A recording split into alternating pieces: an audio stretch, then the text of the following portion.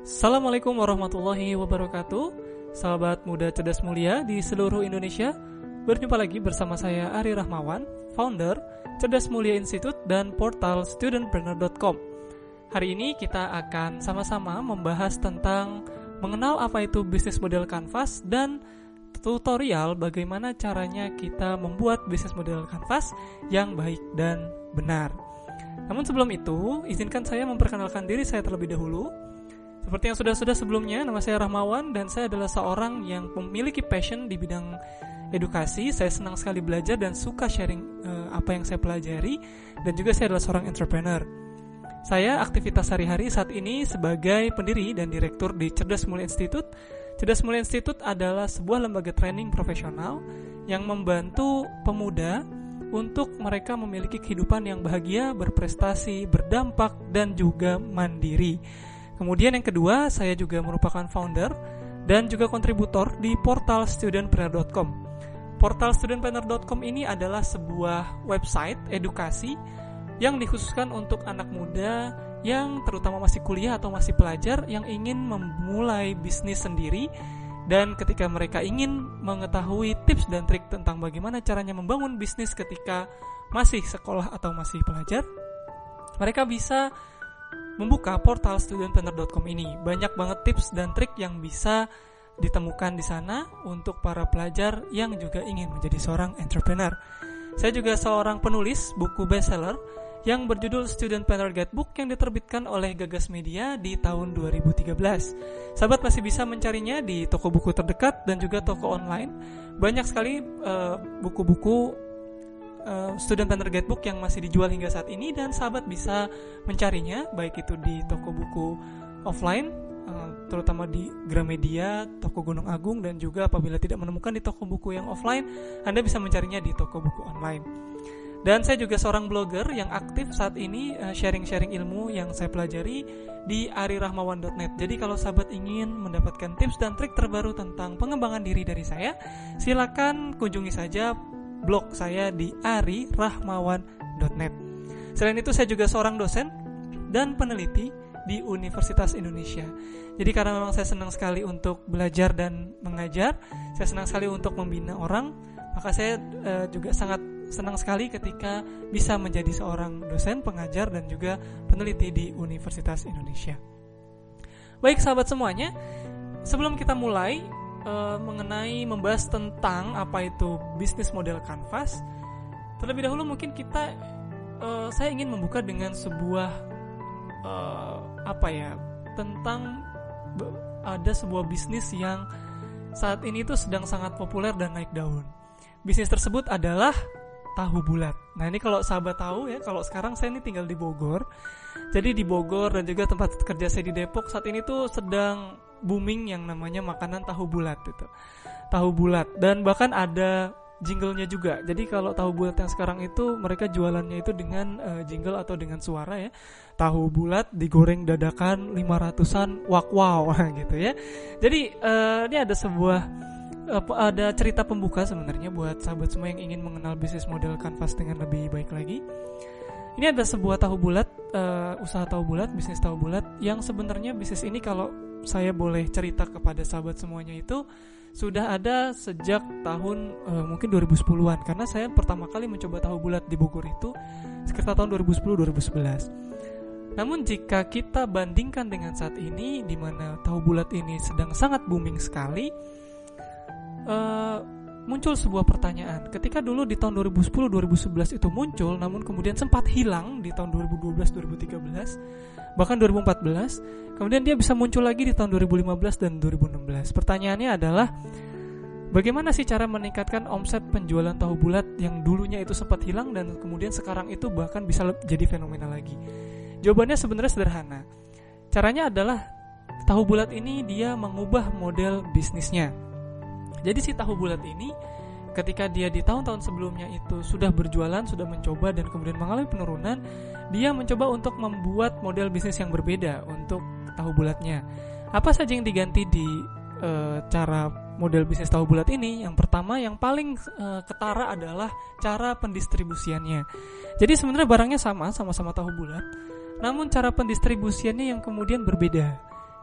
cara pendistribusiannya yang kemudian agak sedikit unik, yaitu dengan menggunakan mobil, dimana yang sebelumnya itu menggunakan booth atau menggunakan gerobak, sekarang menggunakan mobil. Dan tambahannya adalah model bisnis yang kedua yang berganti adalah dia digorengnya dadakan, dimana tidak di stok banyak, namun ketika orang itu mau beli langsung digoreng sehingga orang itu langsung bisa mendapatkan tahu bulat yang panas. Dan yang ketiga, dengan ditambah adanya jingle atau speaker orang yang dia mengatakan tahu bulat digoreng dadakan 500-an. Nah, itu sangat efektif untuk membuat orang itu memasukkan kata-kata tersebut ke alam bawah sadarnya, sehingga mereka penasaran dan ingin mencoba apa itu tahu bulat. Nah, ternyata dengan dia mengubah bisnis modelnya, si tahu bulat ini mendapatkan sebuah peningkatan yang sangat signifikan dengan omsetnya, dengan penjualannya. Dan oleh karena itu tentu saja kita bertanya-tanya, wah ternyata dengan hanya mengubah dan mengganti bisnis modelnya itu bisa mempengaruhi bisnis kita. Nah, sahabat semuanya, kali ini kita akan membahas tentang bagaimana caranya membuat bisnis kita semakin menguntungkan dengan mengutak-atik bisnis model yang kita miliki. Nah, namun sebelum itu, izinkan saya untuk memperkenalkan sebenarnya apa sih yang dimaksud dengan bisnis model atau model bisnis. Nah, seringkali orang yang ingin mempelajari bisnis model Canvas, dia sendiri belum tahu apa itu yang namanya bisnis model atau model bisnis. Kalau boleh saya jelaskan secara singkat, yang dinamakan model bisnis adalah penjelasan mengenai bagaimana sebuah organisasi itu membuat, menyalurkan, serta mendapat keuntungan dari nilai tambah atau value yang diberikan. Sebagai contoh sederhananya seperti ini yang dinamakan dengan bisnis model. Jadi ada organisasi bisnis, ada konsumen, di mana organisasi bisnis ini menciptakan value sesuai dengan kebutuhan pelanggan, kemudian disalurkan, lalu menghasilkan revenue berupa rupiah dan mendapatkan keuntungan untuk diputar lagi dalam rangka menciptakan value yang lebih besar. Lalu, apa itu bisnis model Canvas? Ketika kita sudah mengetahui yang dimaksud dengan bisnis model, lalu apa sih yang dimaksud dengan bisnis model Canvas? Bisnis model Canvas itu adalah alat bantu untuk membuat dan menganalisis model bisnis kita. Sehingga ketika kita mengetahui dengan jelas bisnis model kita itu seperti apa, kita bisa menggantinya, kita bisa merevisinya, kita bisa menganalisisnya apakah bisnis model kita itu sudah baik atau butuh peningkatan lagi. Sehingga akan tercipta yang namanya continuous improvement atau peningkatan berkelanjutan yang membuat bisnis itu bisa sustain. Termasuk contohnya seperti tadi tahu bulat. Jika tahu bulat secara bisnis model itu dia tetap dan tidak berganti, bisa jadi fenomenanya itu tidak booming seperti sekarang ini. Jadi untuk kita bisa mempermudah dan mengganti bisnis model yang sudah kita miliki, kita membutuhkan alat bantu yang dinamakan bisnis model Canvas. Bisnis model Canvas ini diperkenalkan pertama kali oleh Alexander Osterwalder dalam bukunya yang berjudul Business Model Generation. Jadi sebenarnya ini bukan hal yang baru. Bisnis model Canvas ini sudah diperkenalkan sekitar 4 tahun yang lalu, jadi sekitar tahun 2011-2012. Jadi ini sudah bukan hal yang baru sebenarnya. Namun seringkali banyak orang yang masih belum mampu memanfaatkan bisnis model Canvas ini dengan baik. Oleh karena itu di sini saya akan coba share bagaimana caranya kita memetakan bisnis model yang ada dalam bisnis kita dengan menggunakan bisnis model Canvas dengan tepat, dengan benar dan dengan baik. Yang mudah-mudahan ini bisa bermanfaat buat sahabat semuanya. Yang dinamakan bisnis model Canvas itu ada 9 hal yang perlu kita perhatikan. Jadi kalau sebelum kita membuat bisnis model Canvas, kita harus tahu dulu apa sebenarnya 9 building blocks atau 9 aspek yang ada di bisnis model Canvas tersebut. 9 aspek tersebut adalah, nih kalau misalkan sahabat lihat, 9 aspek tersebut adalah seperti yang ada di layar monitor teman-teman sekarang. Mulai dari customer segments, customer relationships, channels, value propositions, key activities, key resources, key partners, cost structure, and revenue stream. Nah, dengan menggunakan bisnis model Canvas ini, kita jadi bisa lebih mengetahui bagaimana bisnis kita itu menciptakan value, mengantarkan value, dan mendapatkan keuntungan dari value yang diciptakan tersebut. Sehingga kita bisa senantiasa meningkatkan bisnis model kita agar menjadi lebih baik lagi dari sebelumnya. Dan sahabat semuanya, untuk mempermudah pembahasan bisnis model Canvas kita kali ini, saya akan menggunakan contoh dari pengalaman pribadi saya dalam mengembangkan produk dan jasa pelatihan di bisnis saya yang namanya Cerdas Mulia Institute. Jadi Cerdas Mulia Institute ini adalah seperti yang sudah saya ceritakan sebelumnya, adalah sebuah lembaga training yang ingin mengantarkan pemuda Indonesia itu memiliki 4 hal. Yang pertama, dia itu bahagia, berprestasi, berdampak, dan mandiri dalam hidup mereka. Salah satu visi kita ingin membuat pemuda itu mandiri adalah pada waktu itu saya ingin menggagas sebuah program di mana ingin membekali para pemuda, pelajar, dan mahasiswa dengan kemampuan dan keterampilan entrepreneurship. Ya, oleh karena itu saya mengambil contoh di sini, sahabat semuanya, yaitu adalah pengembangan produk entrepreneurship, di mana pada waktu itu kami di Cerdas Mulia Institute membuat program yang namanya program Student Planner, yaitu program di mana pelatihan untuk anak-anak muda Indonesia yang masih belajar dan masih kuliah, namun mereka ingin memiliki bisnis dan tidak ingin pembelajaran atau akademik mereka terganggu. Karena seringkali orang ketika misalkan dia sudah mengenal dunia bisnis, mereka meninggalkan tanggung jawab akademiknya, tidak lagi mengerjakan PR, tidak lagi mengerjakan UAS, tidak lagi masuk UAS atau UTS, yang akhirnya mereka terlena dengan bisnisnya dan akhirnya akademiknya atau kuliahnya tidak selesai. Dan oleh karena itu saya bersama tim pada waktu itu bersepakat, ayo kita bikin program Student Planner dengan tujuan untuk melatih anak-anak muda punya bisnis namun akademik mereka baik atau lancar. Oleh karena itu pada waktu itu kita pertama kali sebelum ingin meluncurkan program pelatihan, kita ingin meluncurkan sebuah buku terlebih dahulu. Judul bukunya tentu saja buku tentang Student Planner. Dan sebelum buku itu kita luncurkan, kita menganalisis terlebih dahulu bisnis model kita, agar kita nanti bisa menghasilkan sebuah buku yang berimpact dan kalau bisa bestseller. Dan alhamdulillah dengan menggunakan bisnis model Canvas, dengan menganalisis bisnis model kita, akhirnya buku tersebut betul-betul bestseller. Oke, pertama kali kita melakukan pemetaan customer segment terlebih dahulu. Jadi ketika ditanya, Kak, dari mana kita memulai mengisi bisnis model Canvas? Jawaban saya salah satunya sebenarnya kita bisa memilih di antara dua, customer segment terlebih dahulu atau value proposition. Kita bisa memilih di antara keduanya. Nah, sahabat terserah ingin berangkat dari value dulu, dari ide kreatif, atau dari kebutuhan customer dulu. Namun kalau di sini saya memulai dari customer segment. Di customer segment ini kita bisa mengisinya dengan menjawab pertanyaan berikut. Siapa orang yang coba kita bantu? Dan yang kedua, apa masalah atau kesulitan yang coba kita pecahkan dari orang tersebut? Kata kunci yang mudah diingat adalah untuk mengisi customer segment adalah pain atau rasa sakit yang dirasakan oleh orang tersebut. Sebagai contoh, pada waktu saya melakukan analisis untuk membuat pelatihan Student Planner, saya mencoba untuk memetakan pain atau rasa sakitnya mahasiswa yang ingin berbisnis. Pain yang pertama adalah ilmu seminar dan training aplikatif itu sangat mahal. Jadi untuk kantong mahasiswa, untuk mengikuti sebuah seminar atau training tentang bisnis yang aplikatif dan teknikal itu sangat mahal sekali. Sebagai contoh ya, mencari dan mengembangkan ide bisnis yang laris, training tentang menemukan modal, training tentang menemukan passion yang bisa dijadikan bisnis itu sangat mahal. Itu pain yang pertama. Kemudian pain yang kedua adalah sulitnya menyeimbangkan aktivitas kuliah dengan bisnis. Jadi seperti yang saya bilang tadi, orang yang dia senantiasa kuliah itu biasanya dia cenderung keteteran dengan aktivitas akademiknya. Jadi walaupun misalkan bisnisnya bagus, tapi aktivitas akademiknya itu tertinggal. Oleh karena itu kita mencoba untuk menyeimbangkan antara kemampuan analisis, antara kemampuan bisnisnya dengan kemampuan di akademiknya.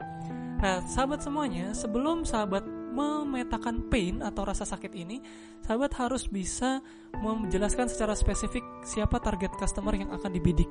Kalau di sini sebagai contoh di pelatihan Student Planner ini yang dibidik itu customer segmentnya adalah seorang mahasiswa dari semester 1 sampai semester 7 yang dia ingin membuka bisnis sendiri dan dia tetap aktif dalam kuliahnya, dan kuliahnya itu biasanya umumnya adalah kuliah S1 reguler yang menuntut orang itu senantiasa masuk setiap harinya. Dan oleh karena itu itu menjadi pangsa pasar kita, bagaimana caranya membalance, membantu mereka agar bisnis mereka tumbuh dan agar akademik mereka itu bisa berjalan dengan baik. Seperti itu sahabat semuanya. Dan setelah kita mengetahui pain-nya, kita masuk ke value proposition. Di value proposition ini jawaban atau hal yang kita isikan di value proposition adalah jawaban dari pertanyaan, apa yang Anda tawarkan untuk membantu customer segment mengurangi masalah mereka. Jadi setelah tadi saya menjelaskan tentang pain yang dirasakan oleh customer segment dari Cerdas Mulia Institute untuk program Student Planner ini, selanjutnya adalah apa cure atau obat yang ingin kita tawarkan kepada customer segment kita. Nah, pada waktu itu saya bersama tim sepakat bahwa yang ingin kita tawarkan terlebih dahulu adalah bukunya. Karena dengan buku ini kita bisa mendeliver atau kita bisa mengirimkan cara-cara atau teknis-teknis bagaimana student planner yang baik itu dengan harga murah. Jadi kalau misalkan awalnya kita itu langsung membuat training, maka training itu biasanya harganya cukup mahal untuk kalangan mahasiswa, sekitar 500 sampai 2 juta rupiah untuk satu orang. Namun kita berpikir, bagaimana caranya agar solusi kita untuk mengatasi pain itu bisa didapatkan dengan murah oleh para mahasiswa atau pelajar yang ingin membuka bisnis. Oleh karena itu, kita membuat buku Student Planner Guidebook. Asumsi kita pada waktu itu buku ini tidak sampai harganya Rp100.000. Jadi semahal-mahalnya sekitar Rp50.000 sampai Rp80.000. Jadi inilah value proposition yang ingin kita ajukan sebagai obat untuk mengurangi rasa sakit dari mahasiswa yang ingin berbisnis tadi. Dan kita juga peluncuran buku tentu saja mengurangi pain yang pertama. Namun untuk mengurangi pain yang kedua, yaitu adalah bagaimana caranya agar mereka bisa menyeimbangkan aktivitas kuliah mereka dengan bisnis. Maka saya dalam buku Student Planner Guidebook benar-benar membuat berbagai macam hal yang praktikal, yang sifatnya adalah teknis yang biasa kita gunakan dalam training untuk mereka coba sendiri. Jadi buku itu juga berguna sebagai buku yang mengajarkan orang untuk melatih diri mereka sendiri, mulai dari bagaimana caranya mengatur strategi belajar dan juga untuk membesarkan jaringan dan membesarkan bisnis mereka. Inilah value proposition yang kita tawarkan. Jadi itu cara kita untuk mengisi value proposition. Setelah value proposition, maka kita memikirkan channel. Channel dalam bisnis model Canvas artinya adalah bagaimana obat atau solusi yang kita ciptakan tadi atau buku yang tadi kita ingin ciptakan bisa sampai ke customer. Keyword dari channel ini adalah distribution atau delivery. Nah, untuk channel Student Planner Guidebook atau buku ini, pertama kita mengandalkan toko buku. Yang pertama adalah bookstore atau toko buku offline. Yang kedua adalah toko buku online. Contohnya di sini adalah bukukita.com. Sahabat bisa memesan buku Student Planner Guidebook ini jika tidak lagi menemukan di bookstore atau toko buku yang offline. Silakan buka bukukita.com dan silakan pesan buku Student Planner Guidebook. Namun apabila tidak juga menemukan, maka sahabat bisa juga cari di toko-toko online yang lain seperti tokopedia.com ya. Atau sekarang juga kita sudah mengembangkan bisnis modelnya dengan membuat deliverynya itu lebih luas, yaitu dengan Google Play. Jadi sahabat yang punya tab dan berbasis Android bisa membeli bukunya langsung di Google Play dan langsung masuk ke Google Book sehingga bisa langsung dibaca di sana. Selanjutnya adalah customer relationship. Dalam bisnis model Canvas, customer relationship itu maksudnya adalah bagaimana caranya agar customer kita itu loyal dan membeli solusi dari kita berkali-kali.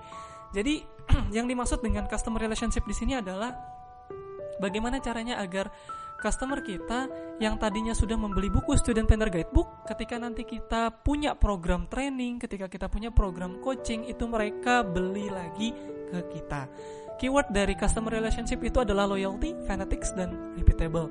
Jadi bagaimana caranya membuat customer Anda loyal, bagaimana membuat customer Anda fanatik terhadap produk Anda, dan bagaimana caranya agar customer Anda ingin membeli lagi dan lagi produk yang Anda tawarkan.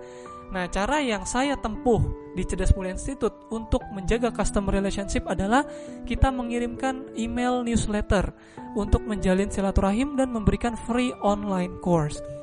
Jadi untuk para pembaca buku Student Planner Guidebook, kita di dalam buku tersebut kita tawarkan, misalnya gini, jika Anda ingin mendapatkan tips dan trik tentang student planner dengan lebih lengkap, silakan Anda kirimkan alamat email Anda ke alamat email contact@cerdasmulia.co.id misalkan seperti itu.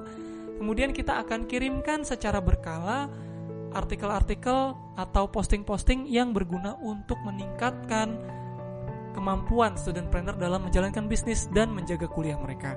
Dengan menggunakan email newsletter pekanan ini, relationship itu terus terjalin, dan apabila kami memiliki program atau produk-produk baru, maka pembeli buku atau pembaca buku Studentpreneur Guidebook itu hampir semuanya membeli lagi jasa yang kami tawarkan. Jadi salah satu customer relationship ini adalah dengan menggunakan email. Bisa juga kita menggunakan SMS, bisa juga kita menggunakan kartu diskon, kartu membership, kartu pelanggan dan lain sebagainya. Itu tergantung dan terserah dari kebijakan teman-teman sahabat masing-masing. Selanjutnya adalah revenue stream. Revenue stream ini adalah tempat di mana kita menjawab bagaimana produk atau perusahaan menghasilkan uang. Keywordnya adalah how to get money from the value. Tentu saja kalau kita membicarakan buku Studentpreneur Guidebook, value yang bayaran atau income stream yang paling sering kali menjadi tumpuan adalah royaltinya. Jadi revenue stream atau income stream dari penjualan buku Studentpreneur Guidebook ini berasal dari royalti. Ini adalah revenue stream yang langsung.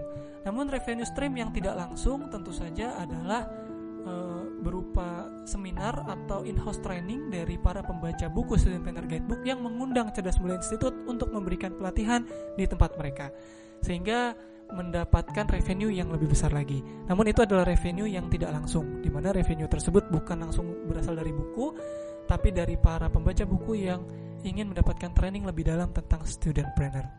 Selanjutnya adalah key resources. Key resources adalah sumber daya yang diperlukan agar perusahaan bisa berjalan atau agar value itu bisa tercipta. Keywordnya adalah SDM dan sumber daya alat. Apa saja yang dibutuhkan agar value yang kita rencanakan itu bisa terwujud.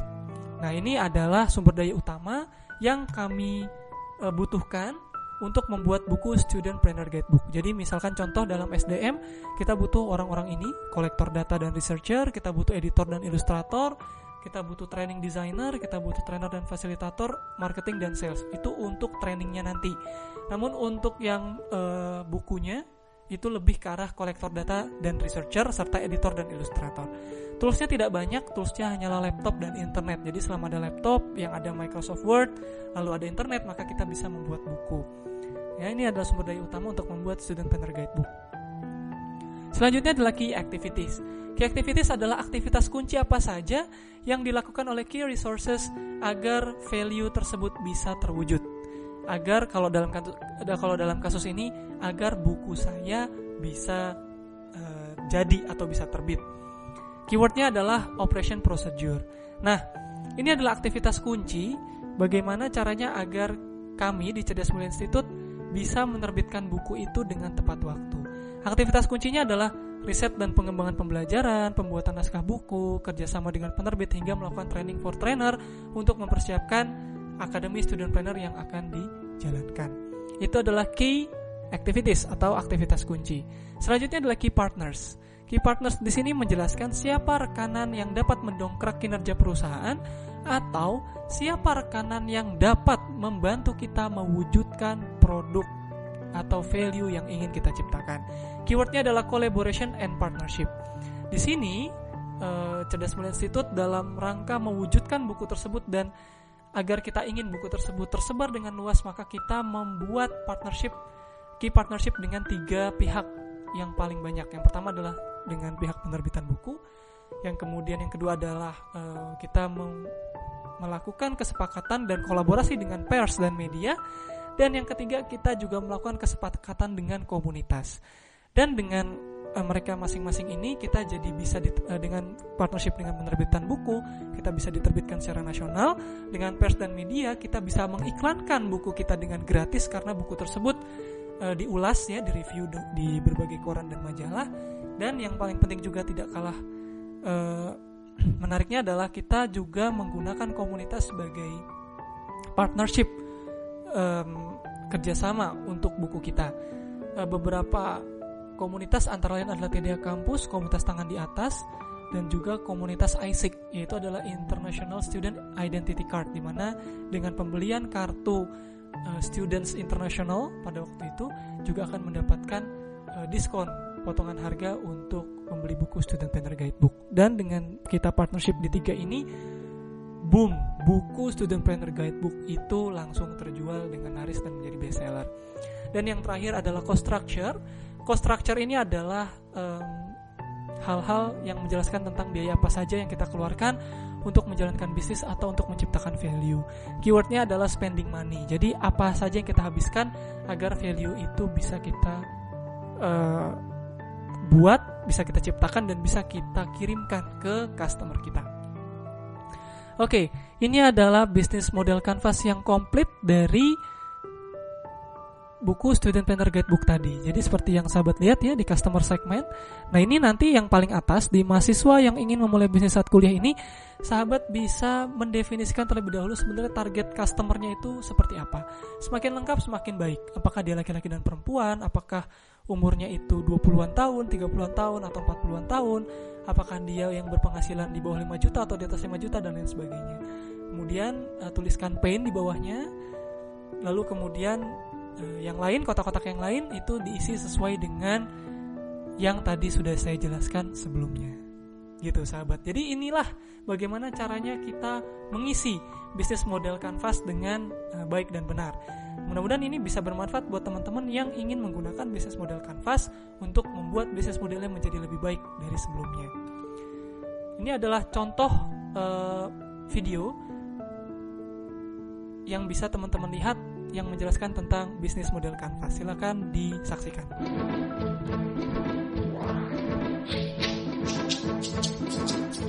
An organization's business model can be described with 9 basic building blocks: your customer segments, your value proposition for each segment, the channels to reach customers, customer relationships you establish, the revenue streams you generate, the key resources and key activities you require to create value, the key partners, and the cost structure of the business model. But it's not sufficient to just enumerate the 9 building blocks. What you really want to do is to map them out on a pre-structured canvas. This is what we call the business model canvas, a tool that helps you map, discuss, design, and invent new business models. Let's briefly go through the 9 building blocks, starting with the customer segments. These are all the people or organizations for which you're creating value. This includes simple users and paying customers. For each segment, you have a specific value proposition. These are the bundles of products and services that create value for your customers. The channels describe through which touchpoints you're interacting with customers and delivering value.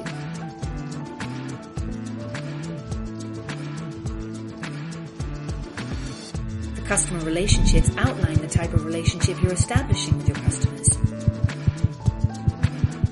The revenue streams make clear how and through which pricing mechanisms your business model is capturing value. Then you need to describe the infrastructure to create, deliver, and capture value. The key resources show which assets are indispensable in your business model. The key activities show which things you really need to be able to perform well. Key partners show who can help you leverage your business model, since you won't own all key resources yourself, nor will you perform all key activities. Then once you understand your business model's infrastructure, you'll also have an idea of its cost structure. So with the business model canvas, you can map out your entire business model in one image. This works for startup entrepreneurs just as well as for the most senior executives.